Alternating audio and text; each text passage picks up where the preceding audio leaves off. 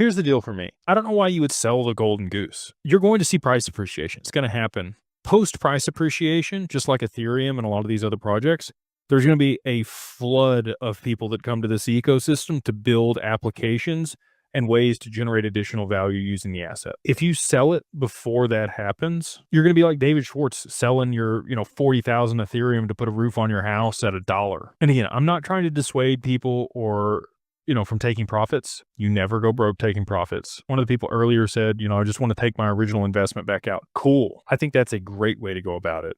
Now you've completely de-risked from your position and you're playing with house money. Okay. Or you might have other cash flow assets or other businesses or other things that you want to do that are going to generate outsized returns with the cash off of the XRP. Cool.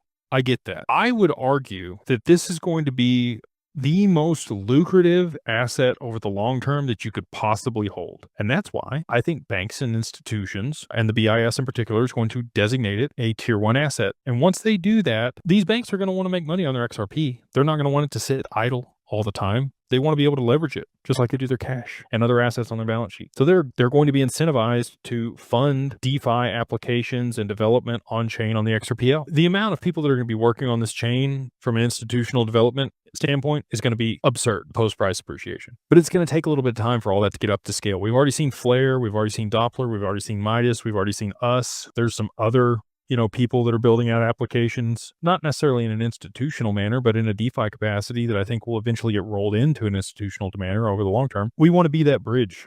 Digital Wealth Partners wants to be the conduit that all that happens through and what allows retail or high net worth individuals holding large amounts of digital assets to get access to these institutional products. So again, not trying to dissuade people from taking profits. You have your exit strategy and your goals, and whatever plan you put in place, execute that. At least you have a plan. But when it comes down to it, I won't be selling any. I would much rather borrow against it. It's going to be cheaper on the taxes. Japan just implemented a flat tax of 20% across all crypto gains. I don't know that we're going to get that here in the US. The US may say, no capital gains tax on crypto. That's going to incentivize a lot of people to sell their crypto. But again, what's the cost to benefit? If you're missing out on those long-term gains just to save on the taxes, like you don't think XRP is going to go up another 20% in a year? I do. I think there's going to be applications and things where you can put your XRP to work to generate an additional 20% per year in cash from your XRP. We have some of those products in the pipeline. So anyway, beating a dead horse here, but I'm not going to be selling my XRP.